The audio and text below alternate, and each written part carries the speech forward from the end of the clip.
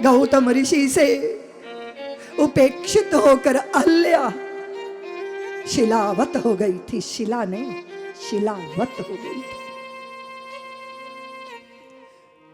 इस धरती पर ये भगवान ने कैसा अद्भुत दृश्य उपस्थित किया।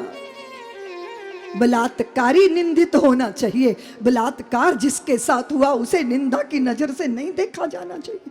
और हमारे शास्त्र कहते हैं ऐसा तो दुर्भाग्य है अगर हो गया तो जब देवियां रजस्वला हो जाती हैं तो वो उतनी ही पवित्र हो जाती हैं जितनी कि गंगा का गंगत्व पवित्र होता है। ये हमारे शास्त्र कहते हैं।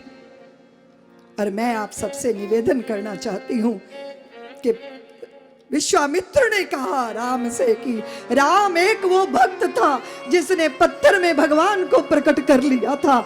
आज तुम्हारी परीक्षा है राम कि तुम पत्थर में से भक्त को प्रकट करो। चरण उठे, धूल छुई और उस धूल से के संस्पर्श से ही लौट आई चेतना अहल्या पर सत पद शोक न सावन प्रगट भई तब पुंज सही देखत रघुनायक जन सुखदायक।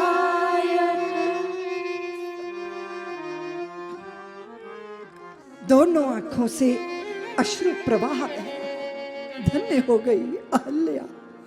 भगवान ने मुझे स्वीकार किया, भगवान ने मुझे लांछन। कदाचित विश्वामित्र ने क्या कहा? भगवान ने कहा कि प्रभु ये कैसी आश्रम है, श्रीहीनता, पशु नहीं, पक्षी नहीं, गैया नहीं। तब उन्होंने कहा कि गौतम नारी शापवश, ये नहीं कहा पापवश।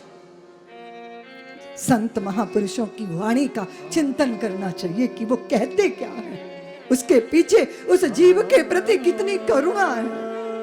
और कदाचित कोई स्खलित हो जाए, कोई गिर जाए तो उसे क्या गिरा पड़ा रहना चाहिए?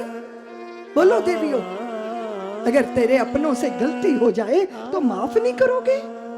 अरे कौन नहीं गिरता जिंदगी में, स्खलन आता है। तुम नहीं गिरे क्या कभी? अरे जब साइकिल वाइकल चलाना सीखा था तो गिर पड़ते थे ना। और गिरने वाले को पहले चिंता होती है कि किसी ने देखा तो नहीं, और जब ये समझ आता है किसी ने नहीं देखा तो चैन मिल जाता है। उठकर खड़े होते हैं, कपड़े झाड़ते हैं, आगे बढ़ जाते हैं। ऐसा तो नहीं है कि हजरत दाग जहां बैठ गए, ऐसा तो नहीं। ऐसे जीवन में भी स्खलन होता है। और समाज का उदार चित्त व्यक्ति को उठ के खड़ा होने का अवसर देता है, क्योंकि हर पल व्यक्ति बदलता है। तुम 10 साल पहले जिसको जानते थे, 10 साल की आयु ने उसको और प्रौढ़ बनाया है, परिपक्व बनाया है, वो और संभला है, वो और ज्यादा निखरा है। 10 साल पहले वाले चश्मे से मत देखो, हर पल जिंदगी बदलती है। धारणा की ऐनकें लगा के मत देखो। लोग मुझे कहते हैं दीदी माँ वो जो आगे आगे बैठा था ना वो रोज ठेके पे भी जाता है और आपकी कथा सुनने भी आ गया। तो मैंने कहा मैं तो कहती हूँ कि पीने का सहूर तो तभी आएगा जब भगवान के नाम की पियोगे, तब तुम सही रूप में शराबी हो।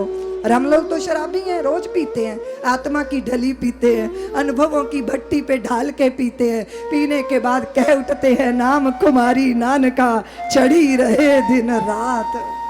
कदाचित चित्त में एक भाव आया। यहां पर जैसे ही गौतम को पता चला तो शतानंद और गौतम और अहल्या को प्रसन्नता से छोड़कर भगवान आगे बढ़ गए और मिथिला नगरी में गए हैं। और मिथिला ज्ञानियों की नगरी है, लंका भोगियों की नगरी है और अयोध्या धर्म धुरंधरों की नगरी है। और आपका घर जैसा है, नगर कैसा है, उसी से आपकी प्रवृत्ति पता चल जाती है। बहुत सारे लोग अपने बाथरूम में भी नंगी स्त्रियों की मूर्तियां धरे रहते हैं, तो समझ में आता है कि चित्त के भारी विकार हैं, क्योंकि आपके घर की सज्जा वो बताती है कि आप सात्विक हो तामसिक हो या राजसिक हो, क्योंकि आपका चुनाव आपकी प्रवृत्ति बता देता है। घर कैसा होना चाहिए, नगर कैसे होने चाहिए, बताओ ना देवी। आज मुझे कुछ तरुण मिले, उन्होंने कहा दीदी माँ हमने संकल्प किया हम पूरे मेवाड़ को भगवा रंग में रंग देंगे।